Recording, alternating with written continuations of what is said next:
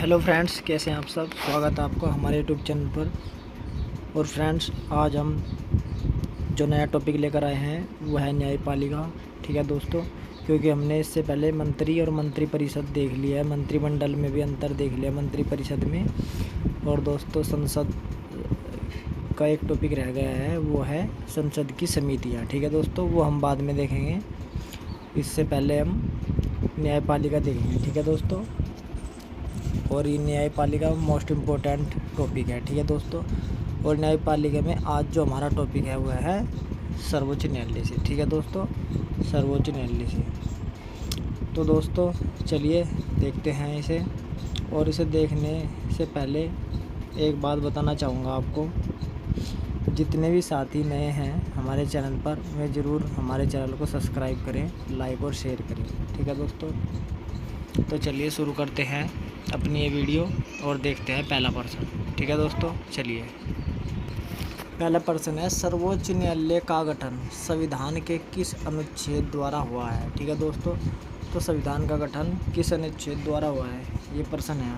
ठीक है दोस्तों, तो जो संविधान का गठन हुआ है दोस्तों, वह हुआ है 124 अनुच्छेद 124 क्लोज 1 में। ठीक है दोस्तों, इसमें क्या है, भारतीय संविधान का ये लिखा है कि भारत का जो संविधान है, ठीक है, मूल संविधान, उसमें भारत का एक सर्वोच्च न्यायालय होगा। ठीक है, और उसके मुख्य न्यायाधीश कितने होंगे 7 मुख्य न्यायाधीश होंगे। और एक मुख्य न्यायाधीश और 7 अन्य न्यायाधीश होंगे। ठीक है, टोटल 8 न्यायाधीश होंगे जब संविधान बना। ठीक है, उस समय। ठीक है दोस्तों, तो सर्वोच्च न्यायालय का गठन अनुच्छेद 124 क्लोज 1 के तहत होगा, और उसमें एक मुख्य न्यायाधीश और 7 अन्य न्यायाधीश होंगे, टोटल 8 न्यायाधीश होंगे। और जब तक संसद विधि द्वारा इसे मतलब कि यदि संख्या को कौन घटा बढ़ा सकता है, संसद। ठीक है, तो ये लिखा था कि ये संख्या को बढ़ा सकता है, घटा नहीं सकता है। ठीक है दोस्तों, मतलब उसे कम नहीं कर सकता है, लेकिन संख्या तय कौन करेगा, संसद। ठीक है, ध्यान रखना है। चलिए नेक्स्ट क्वेश्चन है, किसे न्यायाधीशों की संख्या में वृद्धि करने का अधिकार है। ठीक है दोस्तों, तो न्यायाधीशों की संख्या में वृद्धि करने का जो अधिकार है वो संसद को है, अभी हमने बताया अभी। ठीक है दोस्तों, और वो वृद्धि किस में कर सकता है, अनुच्छेद 124 1 के तहत। ठीक है, अनुच्छेद 124 क्लोज 1। ठीक है, जिसमें इसके गठन की बात है, न्यायाधीश मुख्य न्यायाधीशों की भी और सर्वोच्च न्यायालय का गठन है जिसमें। ठीक है दोस्तों, चलिए नेक्स्ट क्वेश्चन है, भारत में न्यायपालिका के कितने स्तर है। ठीक है दोस्तों, तो भारत में न्यायपालिका के 3 स्तर है। ठीक है दोस्तों, और 3 स्तर अपने बताए भी होंगे पहले। एक तो उच्चतम न्यायालय होता है। ठीक है, उच्चतम न्यायालय को SC सुप्रीम कोर्ट, इसके बाद आता है उच्चतम न्यायालय उच्च न्यायालय, उसे बोलते हैं हाई कोर्ट, और फिर इसके बाद आता है जिला एवं सत्र न्यायालय। ठीक है, इसे बोलते हैं डिस्ट्रिक्ट कोर्ट। ठीक है, तो ये 3 तरह के न्यायालय होते हैं। ठीक है, और यहाँ पर जाकर इस वाले में DC में यहाँ पर कई तरह के न्यायालय हो जाते हैं। ठीक है, ये कोई अधीनस्थ न्यायालय, उप न्यायालय, ठीक है, इस तरीके से हो जाते हैं। और ये हाई कोर्ट और सुप्रीम कोर्ट उच्च न्यायालय। ठीक है, मतलब उच्च न्यायपालिका, और ये निम्न न्यायपालिका बोली जाती है। ठीक है दोस्तों, तो उसका ध्यान रखना। उच्चतम न्यायालय और उच्च न्यायालय को मिलाकर उच्चतर न्यायपालिका, मतलब हायर जुडिशरी।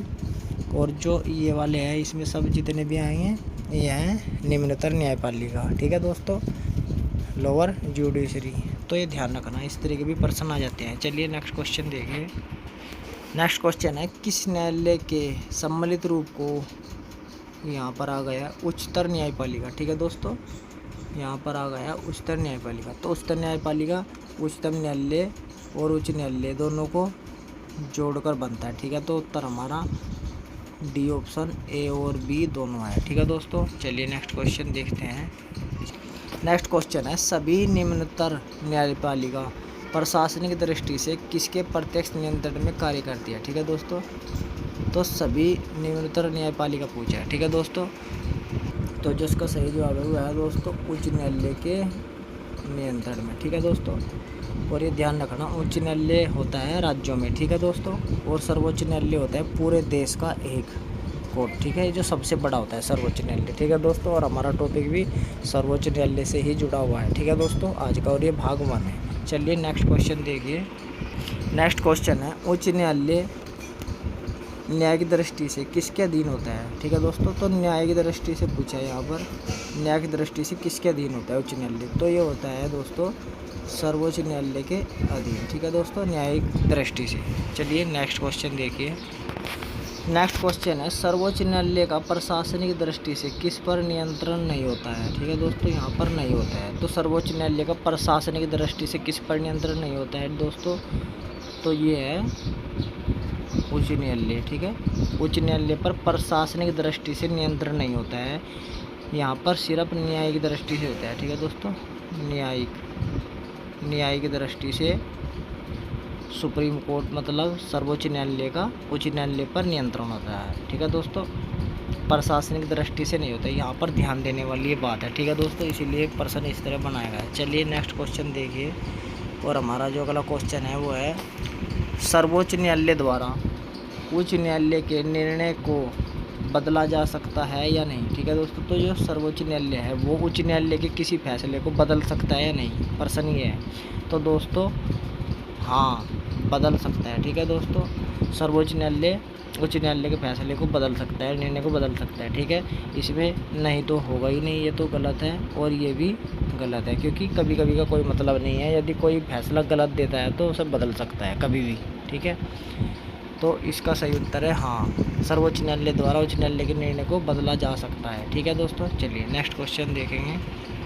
नेक्स्ट क्वेश्चन है, सर्वोच्च न्यायालय से संबंधित प्रावधान संविधान के किस भाग में है, ठीक है दोस्तों। तो भाग पूछा है यहाँ पर, ठीक है दोस्तों।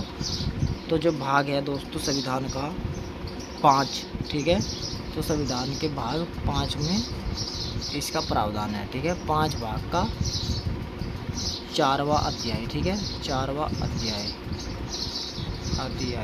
ठीक है दोस्तों, ये ध्यान रखना।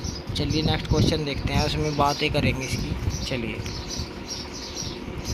नेक्स्ट क्वेश्चन है, सर्वोच्च न्यायालय से संबंधित प्रावधान संविधान के किस अनुच्छेद से किस अनुच्छेद तक है, ठीक है दोस्तों। तो जो सर्वोच्च न्यायालय है, सर्वोच्च न्यायालय से संबंधित जो संविधान में प्रावधान दिए गए हैं सर्वोच्च न्यायालय के, वे किस अनुच्छेद से शुरू होते हैं और किस अनुच्छेद तक है, ठीक है दोस्तों। तो वह है 124 से 147 तक, ठीक है दोस्तों, अनुच्छेद 124 से शुरू होंगे और 147 तक वर्णित होंगे। इन अनुच्छेदों में क्या है, सर्वोच्च न्यायालय के गठन, स्वतंत्रता, न्याय क्षेत्र, शक्तियाँ, प्रक्रिया आदि का उल्लेख किया गया है। मतलब उसका न्याय क्षेत्र क्या होगा, उसकी क्या क्या शक्तियाँ हैं, ठीक है, उसके कितनी स्वतंत्र है वो, ठीक है, न्यायपालिका स्वतंत्र है ना, तो निष्पक्ष है। तो ये सब गठन वगैरह आदि की बातें सब अनुच्छेद 124 से 47 तक में दी गई, ठीक है। चलिए अगला क्वेश्चन देखिए। नेक्स्ट क्वेश्चन है, सर्वोच्च न्यायालय से संबंधित प्रावधान संविधान के भाग 5 के किस अध्याय में है, ठीक है दोस्तों। अब यहाँ पर भाग 5 के अध्याय पूछा है, ठीक है दोस्तों, तो अध्याय 4 में है, ठीक है दोस्तों, ये ध्यान रखना आप। सर्वोच्च न्यायालय से जो संबंधित प्रावधान है संविधान के, ठीक है दोस्तों, भाग 5 में है, अनुच्छेद 124 से 47 तक है, ठीक है दोस्तों। और तीसरी बात, भाग 5 के अध्याय 4 में है, ठीक है दोस्तों, ये आप ध्यान रखना। चलिए नेक्स्ट क्वेश्चन देखते हैं। और हमारा जो अगला क्वेश्चन है वो है, न्यायपालिका का स्रोत क्या है, ठीक है दोस्तों। तो न्यायपालिका जो भारत का स्रोत है, संविधान में स्रोत लिए गए हैं अलग अलग से, तो उसका स्रोत पूछा, ठीक है दोस्तों। तो जो न्यायपालिका का स्रोत है दोस्तों भारत का, वो है भारत शासन अधिनियम 1935, ठीक है दोस्तों। और यह है 1935 के भारत शासन अधिनियम द्वारा बनाया गया है, यह जो स्थापित हुआ था संघीय न्यायालय, ठीक है दोस्तों, याद रखना, संघीय न्यायालय फेडरल कोर्ट का ही एक रूप है, ठीक है दोस्तों।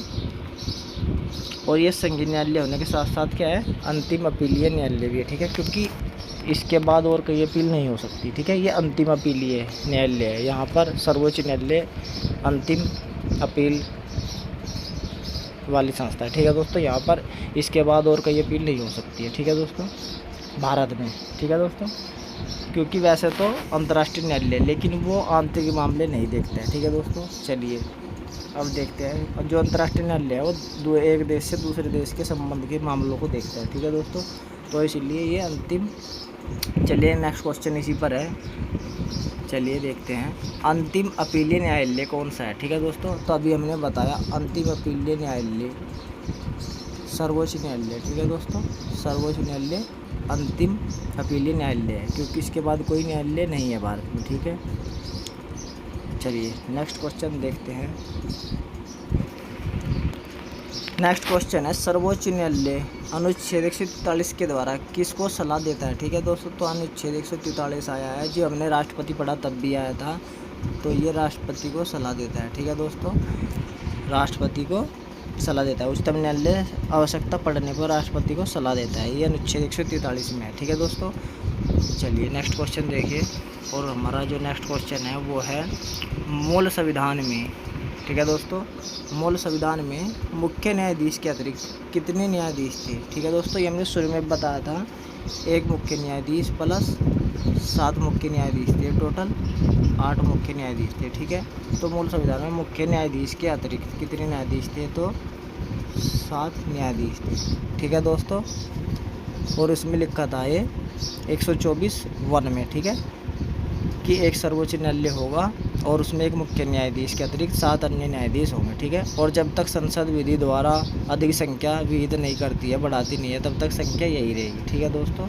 तो ऐसा क्लोज 1 में है 124 अनुच्छेद में। चलिए नेक्स्ट क्वेश्चन देखिए। और नेक्स्ट क्वेश्चन है, उच्चतम न्यायालय और उच्च न्यायालय के न्यायाधीशों की नियुक्ति कौन करता है, ठीक है दोस्तों। तो उच्चतम न्यायालय और उच्च न्यायालय के न्यायाधीशों की नियुक्ति कौन करता है, ये पूछा है, ठीक है। तो राष्ट्रपति उच्चतम न्यायालय और उच्च न्यायालय के न्यायाधीशों की नियुक्ति करते हैं, ठीक है दोस्तों। ये आप ध्यान रखना। संविधान के अनुच्छेद 124 क्लोज 2, ठीक है, के तहत राष्ट्रपति उच्चतम न्यायालय और उच्च न्यायालय के न्यायाधीशों से परामर्श करके, ध्यान रखना, ध्यान से सुनना, ठीक है, मतलब कि उच्चतम न्यायालय और उच्च न्यायालयों के न्यायाधीशों से परामर्श करके अपने हस्ताक्षर और मुद्रा सहित अधिपत्र द्वारा उच्चतम न्यायालय के प्रत्येक न्यायाधीश की क्या करता है, नियुक्ति करता है, ठीक है। अपने हस्ताक्षर और एक अधिपत्र जारी करेगा राष्ट्रपति, ठीक है, मुद्रा सहित, ठीक है दोस्तों। और पहले वो उच्चतम न्यायालय के और उच्च न्यायालय के न्यायाधीशों से भी क्या करेगा, परामर्श करेगा, ठीक है दोस्तों। और तब वो प्रत्येक न्यायाधीश की क्या करेगा, नियुक्ति करेगा, ठीक है दोस्तों। और इसमें क्या आता है, जो मुख्य न्यायाधीश के अतिरिक्त अन्य न्यायाधीशों की नियुक्ति के संदर्भ में राष्ट्रपति भारत के मुख्य न्यायाधीश से परामर्श लेना आवश्यक है, ठीक है। ये बात भी आप ध्यान रखना। मुख्य न्यायाधीश के अतिरिक्त अन्य न्यायाधीशों की नियुक्ति के संदर्भ में राष्ट्रपति द्वारा भारत के मुख्य न्यायाधीश से परामर्श लेना आवश्यक है। CJI बोलते हैं जिसे, CJI, ठीक है, चीफ जस्टिस ऑफ इंडिया, मतलब इसकी भी परामर्श लेना बहुत ही आवश्यक है, ठीक है, बिना इसके नहीं होने का, ठीक है दोस्तों। ये ध्यान रखना। उच्चतम न्यायालय और उच्च न्यायालय के न्यायाधीशों की नियुक्ति राष्ट्रपति करते हैं। और कैसे करते हैं अभी मैंने बताया। चलिए नेक्स्ट क्वेश्चन देखिए।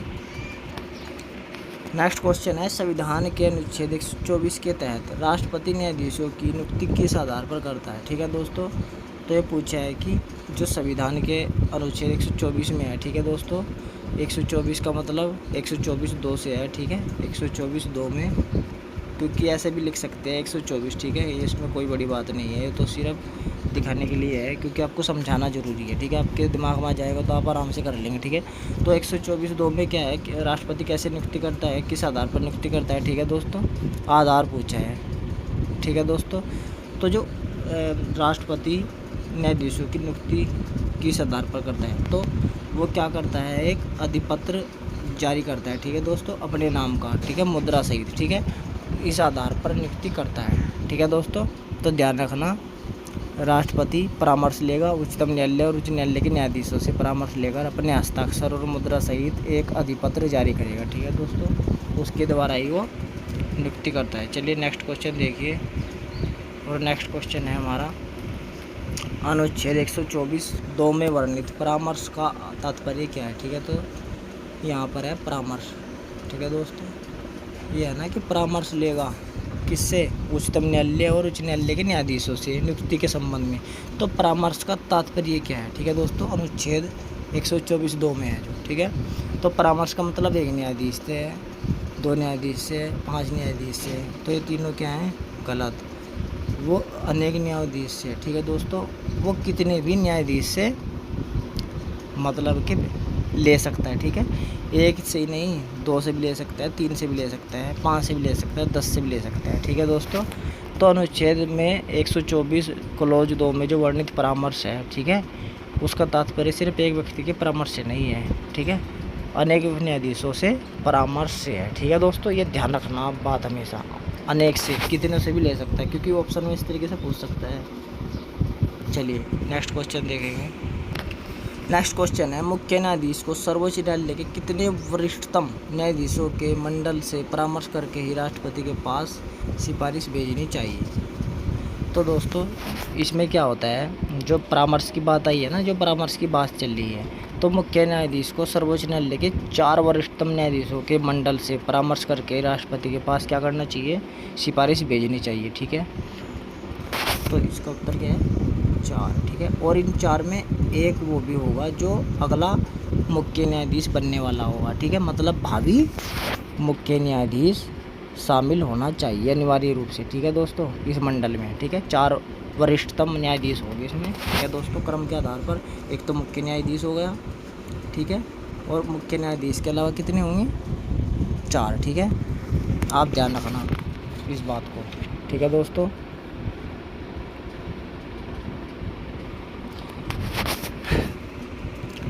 तो मुख्य न्यायाधीश, ठीक है, अलग हो गया, और 4 से वो पूछेगा, ठीक है। और इन 4 में 3 तो वरिष्ठतम होंगे और एक जो बनने वाला होगा, ठीक है, एक इसके बाद होगा, एक फिर इसके बाद होगा, और एक फिर इसके बाद होगा। ये चारों वरिष्ठतम होंगे, ठीक है, मतलब सबसे वरिष्ठ कौन है, ये वाला है, फिर ये वरिष्ठ है, फिर ये है, फिर ये, मतलब पहले ये मुख्य न्यायाधीश बनेगा, फिर ये बनेगा, फिर ये बनेगा, फिर ये बनेगा, ठीक है। और वर्तमान में जो मुख्य न्यायाधीश है वो जो परामर्श लेगा इन 4 से ही लेगा, ठीक है, इनका मंडल होगा एक, और इसमें ये वाला अनिवार्य रूप से होना चाहिए, ठीक है दोस्तों।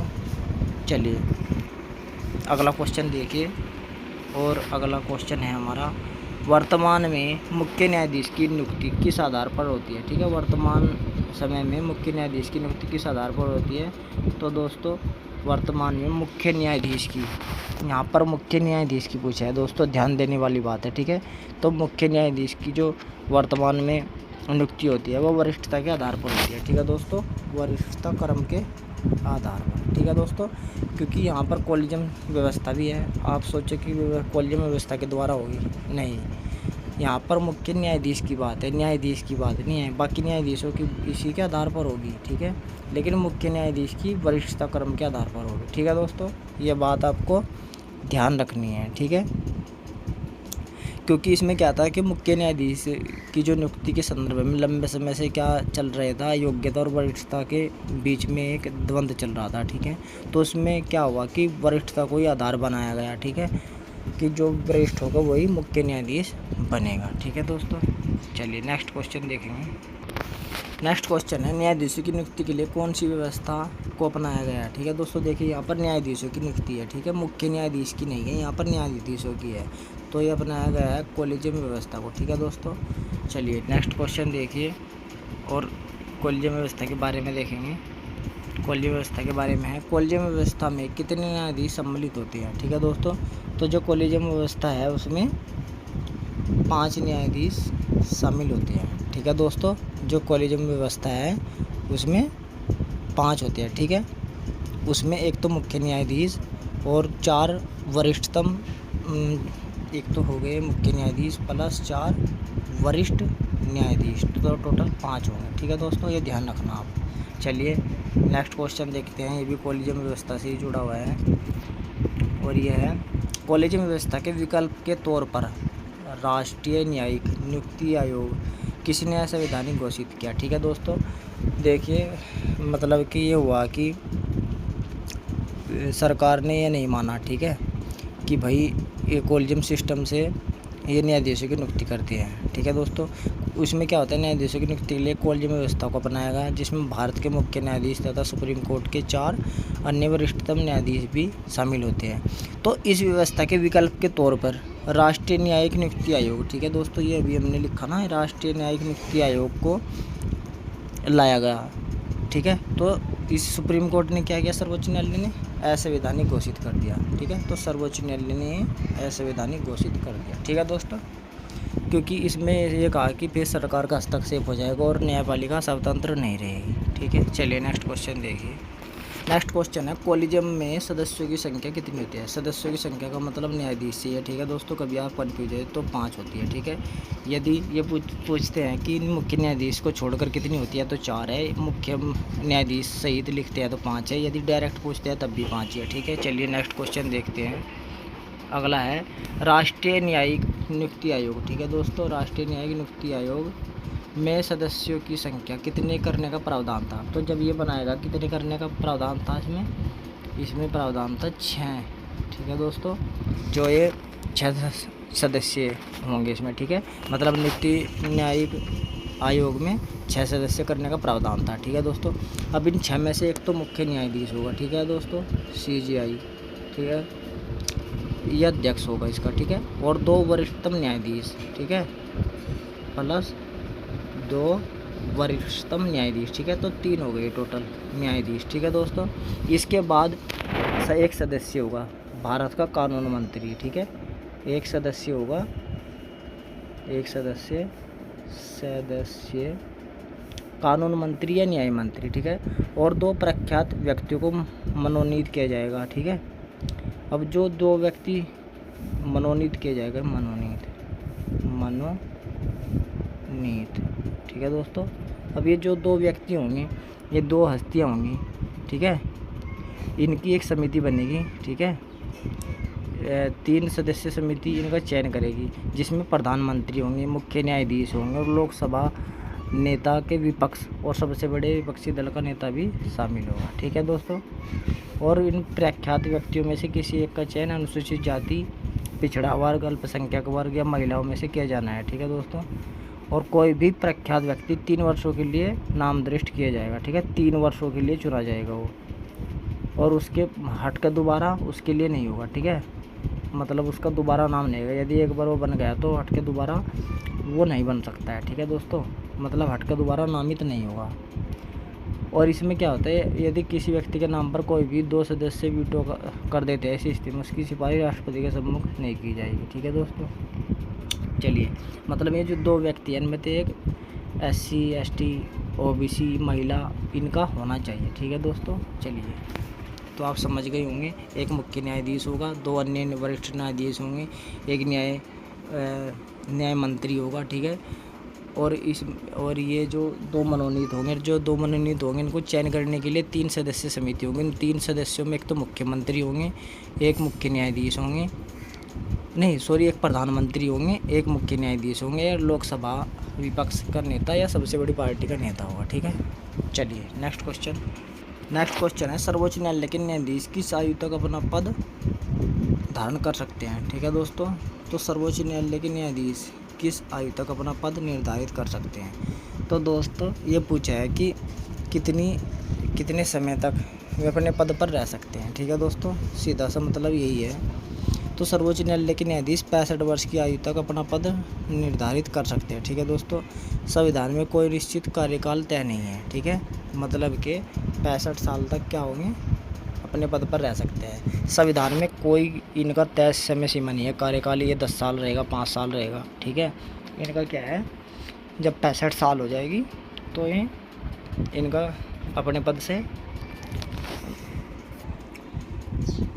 से कार्य मुक्त हो जाएंगे, ठीक है, सेवानिवृत्त हो जाएंगे। चलिए नेक्स्ट क्वेश्चन देखते हैं। नेक्स्ट क्वेश्चन है, सर्वोच्च न्यायालय के न्यायाधीश अपना त्यागपत्र किसे देते हैं, ठीक है। ये मोस्ट इम्पोर्टेंट सोचने वाली बात है भाई, ये यहाँ पर देखना, सर्वोच्च न्यायालय के न्यायाधीश अपना त्यागपत्र राष्ट्रपति को देते हैं, ठीक है। यहाँ पर मुख्य न्यायाधीश वो है, बहुत सारे इसमें गलती करते हैं, ठीक है दोस्तों, तो राष्ट्रपति को अपना त्यागपत्र देते हैं, ठीक है दोस्तों। चलिए नेक्स्ट क्वेश्चन देखते हैं। नेक्स्ट क्वेश्चन है, संविधान के किस अनुच्छेद में सर्वोच्च न्यायालय के न्यायाधीशों की शपथ संबंधी प्रावधान है, ठीक है दोस्तों। तो शपथ संबंधी प्रावधान पूछा है, तो शपथ संबंधी जो प्रावधान है वो 124 क्लोज 6 में है, ठीक है दोस्तों। इसमें क्या है, संविधान के अनुच्छेद 106 में शपथ संबंधी अनुच्छेद है। ठीक है, अब इसमें क्या है, इस प्रावधान के तहत सर्वोच्च न्यायालय का जो न्यायाधीश नियुक्त होंगे, ठीक है, में पहले, ठीक है, वह व्यक्ति भारत के राष्ट्रपति और उसके द्वारा इस प्रयोजन के लिए नियुक्त किसी अन्य व्यक्ति के समक्ष शपथ लेगा। ठीक है, मतलब जो तीसरे अनुसूची में दिए गए हैं, ठीक है, प्रयोजन हेतु, मतलब तीसरे अनुसूची में इस प्रयोजन हेतु दिए गए प्रारूप के अनुरूप, ठीक है, जो उसमें एक प्रारूप दिया गया है, ठीक है, अनुसूची 3 में, ठीक है दोस्तों, तो उसके अनुरूप ही शपथ दिलाई जाएगी। ठीक है दोस्तों, और शपथ कैसे लेते हैं, मुख्य न्यायाधीश द्वारा भारत के संविधान के प्रति सच्ची श्रद्धा, ठीक है, और निष्ठा रखने की शपथ ली जाती है, और भारत की संप्रभुता अखंडता को अक्षुण्ण बनाए रखने का वचन भी लिया जाता है। ठीक है दोस्तों, तो ये शपथ लेते हैं इस तरीके से। चलिए नेक्स्ट देखते हैं। नेक्स्ट प्रश्न है, भारत के मुख्य न्यायाधीश व अन्य न्यायाधीशों के वेतन और भत्ते किसके द्वारा निर्धारित किए जाते हैं। ठीक है दोस्तों, अब यहाँ पर ध्यान देने वाली है ये वाला प्रश्न और लास्ट वाला प्रश्न, इसमें अंतर समझना। ठीक है दोस्तों, क्योंकि यहाँ पर कन्फ्यूज आपके साथ हो सकता है। भारत के मुख्य न्यायाधीश व अन्य न्यायाधीश, ठीक है, सभी तरह के न्यायाधीश की बात है, मुख्य की बात है, सीजेआई की बात है और अन्य न्यायाधीश की। ठीक है, तो वेतन और भत्ते किसके द्वारा निर्धारित किए जाएंगे, तो भारत की संसद के द्वारा निर्धारित किए जाएंगे। ठीक है दोस्तों, यहाँ पर समझना आप बात। ठीक है, भत्ते, और ये किस में है, यह अनुच्छेद 125(1) में, ठीक है, 125 क्लॉज 1 में। ठीक है दोस्तों, अनुच्छेद 125 में प्रावधान है कि सर्वोच्च न्यायालय के न्यायाधीश को वेतन दिया जाएगा जो भारत की विधि द्वारा संसद निर्धारित करेगी। ठीक है, आप इसे सीधा से ऐसे समझ ले। चलिए इसके बाद देख लिए, हाँ इसमें क्या होता है, जो ये वेतन होता है ये टैक्स फ्री नहीं होता है। ठीक है दोस्तों, यहाँ पर आप ध्यान रखना, ये टैक्स फ्री नहीं होता है। और इनके जो वेतन है, अनुच्छेद 360, जब वित्तीय आपातकाल लगता है ना, अनुच्छेद 360 के अनुसार, तब इनकी सैलरी में क्या की जा सकती है, कटौती की जा सकती है, वेतन में कटौती की जा सकती है। ठीक है दोस्तों, तो ये आप ध्यान रखना। ठीक है, और जो इनकी जो वेतन दिया जाता है, जो दूसरी अनुसूची है वेतन 2, ठीक है, उसमें दिया गया है सारा प्रावधान। चलिए अब नेक्स्ट क्वेश्चन देखते हैं, और नेक्स्ट जो क्वेश्चन है वो समझना से बिल्कुल बहुत ही मोस्ट इम्पोर्टेंट क्वेश्चन है। सेवानिवृत्त न्यायाधीश के वेतन और भत्ते कौन तय करता है। ठीक है, सेवानिवृत्त न्यायाधीश के वेतन और भत्ते, ठीक है, वहाँ पर थे मुख्य न्यायाधीश और न्यायाधीश के भत्ते कौन तय करता है, तो वहाँ संसद कर रही थी, तो यहाँ है सेवानिवृत्त न्यायाधीश की बात। ठीक है दोस्तों, सेवानिवृत्त न्यायाधीश, तो इसके राष्ट्रपति करता है। ठीक है दोस्तों, तो ध्यान रखना आप, मोस्ट इम्पोर्टेंट है बात। ठीक है, अब ये क्या चीज़ हुई, अब इसमें क्या है, अनुच्छेद 128 है। ठीक है दोस्तों, अनुच्छेद 128, ठीक है, इसमें क्या है कि इसमें प्रावधान है कि आवश्यकता पड़ने पर, मतलब यदि आवश्यकता पड़ती है सर्वोच्च न्यायालय को, ठीक है, तो सेवानिवृत्त न्यायाधीशों को वो कुछ समय के लिए उसमें बैठने, ठीक है, और कार्य करने का अनुरोध करती है। ठीक है, जो सेवानिवृत्त हो गए। ठीक है दोस्तों, जो सर्वोच्च न्यायालय से अवकाश प्राप्त हो गए या उच्च न्यायालय से अवकाश प्राप्त हो गए। ठीक है, सर्वोच्च न्यायालय के न्यायाधीश नियुक्ति होती हूँ है। ठीक है, चाहे उच्च न्यायालय में हो चाहे सर्वोच्च न्यायालय में, ये भी आप बात ध्यान रखना। ठीक है, तो उसमें क्या होता है, सर्वोच्च न्यायालय का जो मुख्य न्यायाधीश होता है राष्ट्रपति की, ठीक है, पूर्व सहमति से ऐसे न्यायाधीश का लिखित रूप में एक अनुरोध करता है। ठीक है दोस्तों, तो जब वो अनुरोध करता है और वो कार्य करेगा, तो उसे जो सैलरी और वेतन भत्ते मिलेंगे तो वो राष्ट्रपति ही तय करेगा। ठीक है, और ये भी ज़रूरी नहीं है कि उसे जितने वर्तमान में जो अभी सेवारत है, जो कर रहे हैं कार्य, उनके बराबरी मिले। ठीक है, उनसे कम भी मिल सकता है। ठीक है दोस्तों, ये ज़रूरी नहीं है कि उनके बराबर ही वेतन मिले। तो दोस्तों ये था मोस्ट इम्पोर्टेंट पहला भाग। ठीक है, हम दूसरा भाग देखेंगे, वो भी बहुत ही महत्वपूर्ण होगा। तो दोस्तों चलिए फिर मिलते हैं अगली क्लास में, तब तक के लिए धन्यवाद।